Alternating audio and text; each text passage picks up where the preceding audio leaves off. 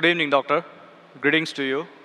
I'm a Hindu. My name is Sandeep, and I've been watching your videos on YouTube since long time.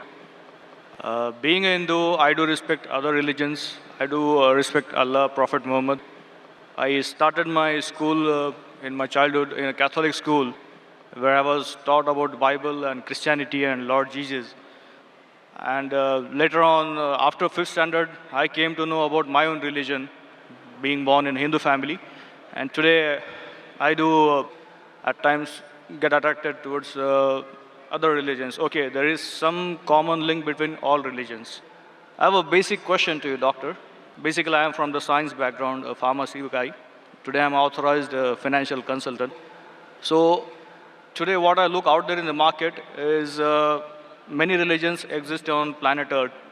If human being is the same, if human organs are the same, if the human body system follows the same heartbeats, blood flow, the same blood, the same ears, the same nose, if everything is the same, the creator has to be the same, the supreme power is the same. So if the supreme power is the same, why do so many religions exist on earth today? What is going to be future now onwards? Because if I go as per theoretical books, as per history, before thousands of years, Hinduism existed.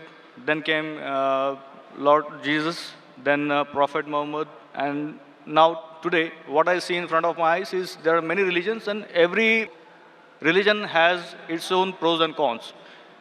So, being a human, I get confused. I am a Hindu, I should respect my religion, as well as being a human being, I should respect other religions. So what is the final truth and what is going to the future for centuries ahead? The brother asked a very good question, that there are so many different religions. More than 4,000 years back was Hinduism. Then Jesus Christ, peace be upon him, came 2,000 years back, or Christianity. Then Prophet Muhammad, peace be upon him, came 1,400 years back. Some things are similar, some things are contradicting. There's so much of confusion. God, our creator, is one. Human body is the same, creator has to be same. So why this confusion? It's a very good question.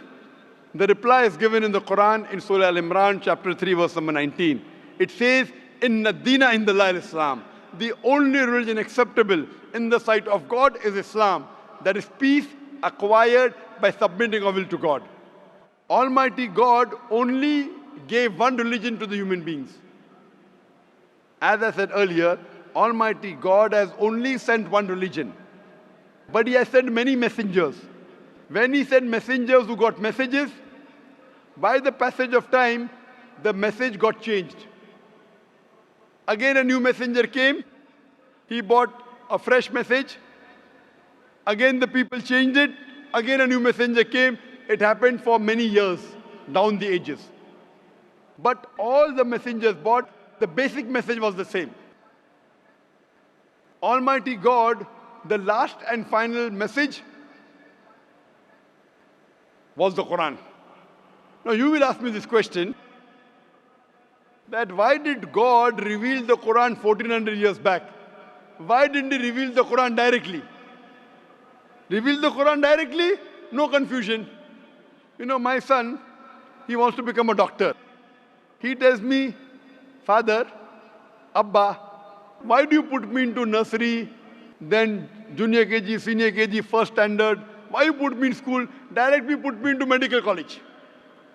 I said, son, if you want to be a doctor, first you have to go to nursery, pre-primary, primary school, secondary school, medical college, then you'll become a doctor. You can't directly enter a medical college because you won't understand. So Allah subhanahu wa ta'ala, who is our creator, He knows very well that human being would not be able to grasp the complete message of the Quran if it was revealed earlier. 1400 years ago, Almighty God, who is our creator, He knows this time, the time has come where human beings can understand the message. So that's the reason previously He sent messages which were there but not complete because human being could not understand, could not grasp. As the message changed, He sent a new message, a new messenger. That's the reason all the messages that came before the Quran, they were meant for a particular group of people and meant to be followed for a particular time period. All the messengers that came before the last and final messenger, Prophet Muhammad sallallahu alaihi wasallam, were only sent for a particular group of people and was meant to be followed till a new message came. Almighty God, He knew 1400 years ago was the time when human beings can understand the final message of the Quran. He revealed it. And He sent the last and final messenger, Prophet Muhammad, peace be upon him. Since Quran was the last and final message, it was not only meant for the Muslims or the Arabs, it wasn't meant for one particular group of people, it was meant for the whole of humanity.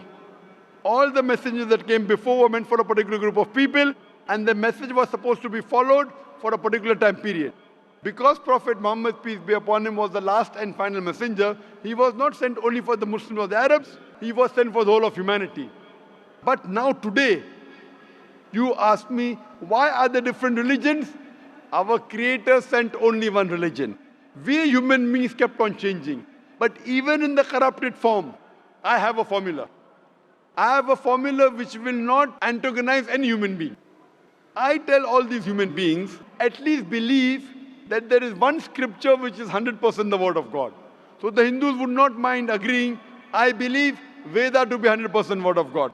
The Christians would say, I do not mind believing Bible to be 100% word of God. The Muslim will say, I don't mind believing Quran to be 100% word of God. So I tell them, okay, now let us agree to follow what is common in all these scriptures. What is different, we'll discuss tomorrow. Let's not fight over the differences.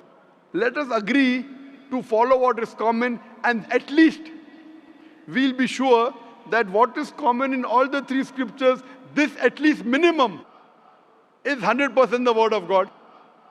What is different may be the word of God, may not be the word of God. That we can discuss tomorrow.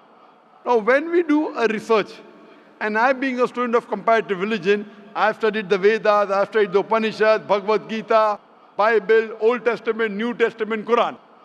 Now, when I do research, I've come to know that all these scriptures say that there's one God.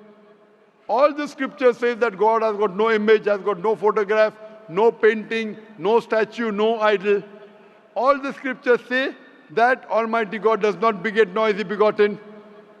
All the scriptures say that the last and final messenger to come is Prophet Muhammad, peace be upon him.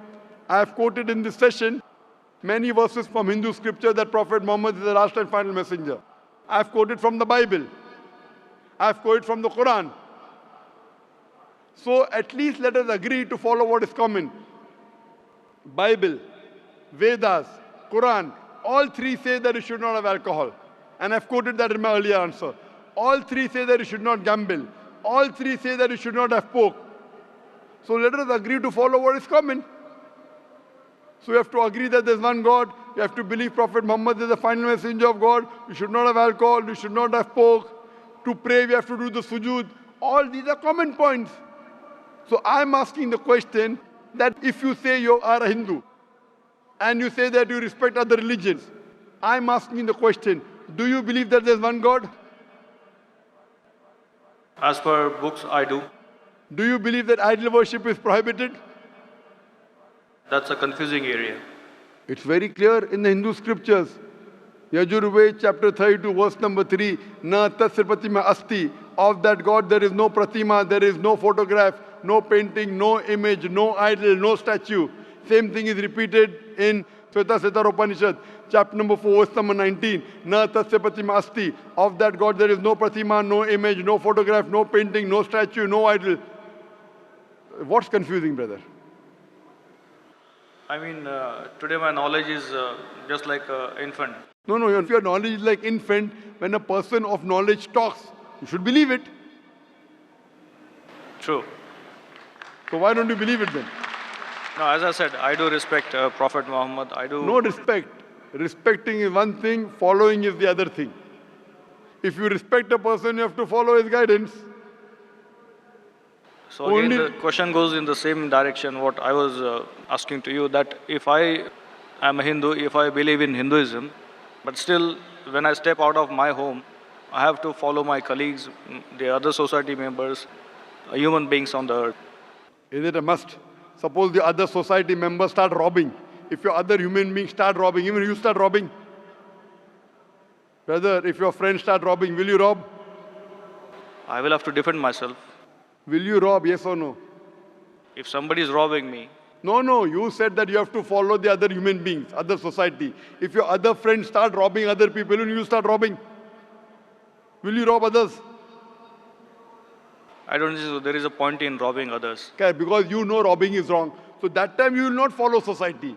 Follow the society when it is right. Do not follow when it's wrong. God has given you grey matter, brain. Correct? So if your Hindu friends are going against the Veda, will you follow Veda or your Hindu friends? They have to follow what is written in the books. Yes, forget about them. I'm asking about you. If your Hindu scripture says don't do idol worship, will you do idol worship?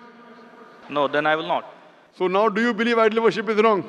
Again, as I said, I have to study more. I'm not clear. But you study, when will you study? Today or tomorrow? When? Maybe today or tomorrow. Okay, fine. I have quoted so many references from the Hindu scripture about Prophet Muhammad, peace be upon him. Do you believe Prophet Muhammad is the messenger of God? Yes, I do. If you believe, don't you have to follow his commandments? I may have to. Why may?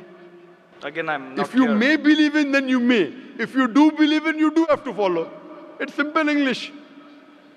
If you say maybe he is a messenger of God, then you can say maybe I'll follow him. When you say surely the messenger of God, then you have to follow him surely. Why? But, is Will a it, messenger of God deceive you?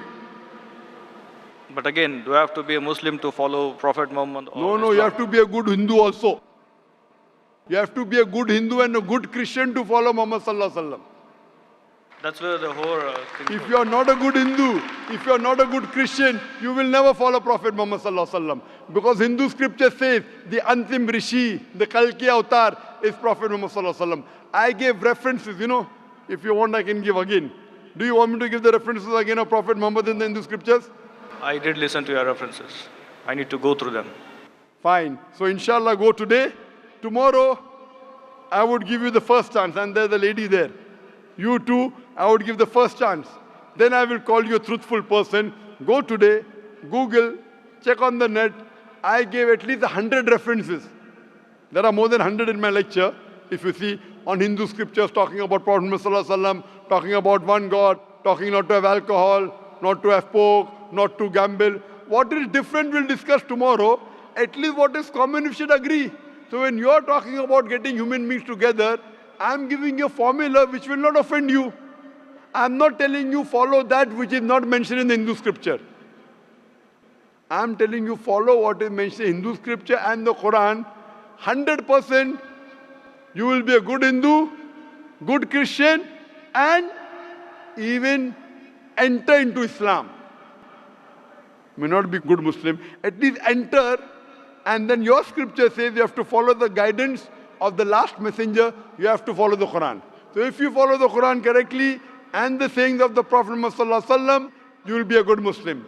And I'm waiting that inshallah if we can do it today, tomorrow inshallah we can interact.